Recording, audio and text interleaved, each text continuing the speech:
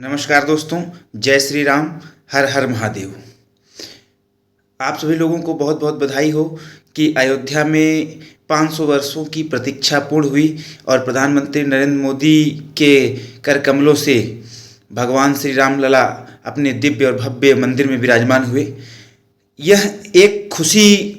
का मौका था जिसमें पूरा सनातनी समाज जो देश विदेश में किसी भी कोने में था वो हर्ष और उल्लास और उत्साह में झूम रहा था कि उसी समय एक और सुखद अनुभूति कराने वाला समाचार हम लोगों को प्राप्त हुआ है जो कि संबंधित थे वाराणसी के काशी विश्वनाथ मंदिर परिक्षेत्र से। तो जैसा कि आप समझ ही गए होंगे कि यह क्या विषय हो सकता है, तो यह विषय है ASI सर्वे रिपोर्ट से संबंधित। जैसा कि आप सभी लोगों को पता है कि काशी विश्वनाथ मंदिर परिक्षेत्र में भव्य और दिव्य काशी विश्वनाथ कॉरिडोर का निर्माण सरकार द्वारा करा दिया गया है और नगरी को दिव्यतम रूप देने का पूरा प्रयास किया गया है। लेकिन फिर भी वहाँ पर मंदिर के पास ही वो मस्जिद जो विवादित ढांचा था जिसे ज्ञानवापी मस्जिद कहते हैं, हालांकि यह नाम ही विवादित है कि ज्ञानवापी शब्द जो है किसी भी कीमत पर किसी भी उर्दू डिक्शनरी का शब्द नहीं है। उर्दू में ज्ञानवापी शब्द हो ही नहीं सकता है, इसलिए पहला तो इसमें यही विवाद था कि ज्ञानवापी मस्जिद नहीं हो सकती है। लेकिन फिर भी चूंकि ये विवाद था, यह एक लोकतांत्रिक और पंथ निरपेक्ष राष्ट्र है, तो ऐसे पंथ निरपेक्ष राष्ट्रों में अक्सर जो बहुसंख्यक समाज होता है वह उनकी जो आस्था होती है वो आस्था हमेशा प्रश्नगत होती है और वह उपेक्षा का शिकार होती है, राजनीतिक उपेक्षा का शिकार होती है। उसी क्रम में जिस प्रकार से रामलला राजनीतिक उपेक्षा के शिकार थे, भगवान बाबा विश्वनाथ भी उपेक्षा के शिकार थे। तो इस उपेक्षा की घड़ी को समाप्त करते हुए ASI सर्वे लगभग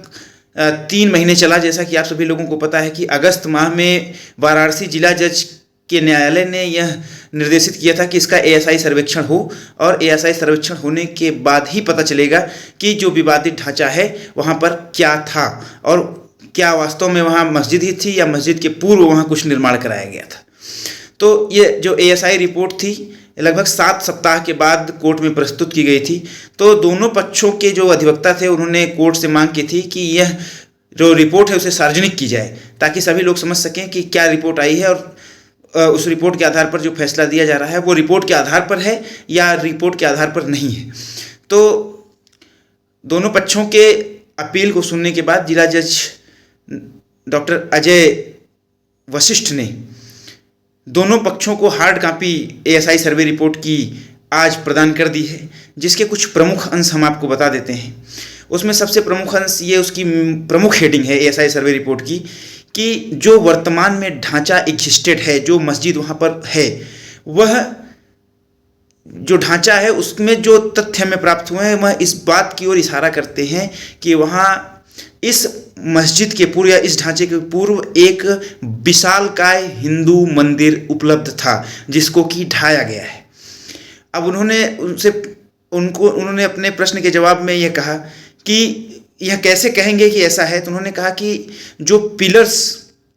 मिले हैं उस पिलर्स में जो कलाकृतियां हैं, उन पिलर्स में जो लेख प्राप्त हुए हैं वो पाली भाषा में हैं, कन्नड़ भाषा में हैं, तमिल भाषा में हैं, तेलुगु भाषा में हैं। ऐसे 32 लेख प्राप्त हुए हैं जो इस बात की ओर इशारा करते हैं कि वो पिलर्स जो है वो हिंदू संस्कृति और हिंदू सभ्यता का द्योतक है और उसी सभ्यता से संबंधित किसी धार्मिक भवन या इमारत या मंदिर से संबंधित है। और साथ ही साथ उन्होंने यह भी बताया कि जो मस्जिद की पश्चिमी दीवार है वह स्पष्ट रूप से यह इंगित करती है कि वह किसी मस्जिद की दीवार न होकर के बल्कि किसी विशालकाय मंदिर की दीवार है जिसके ऊपर की ढांचा निर्मित किया गया है। इन सब चीज़ों को रखते हुए, इन तथ्यों को रखते हुए ASI टीम ने जो सर्वे किया था वो इस निष्कर्ष पर पहुँचे हैं कि जो विवादित ढांचा है वहाँ पर इस ढांचे के पूर्व एक विशालकाय हिंदू मंदिर था और इसलिए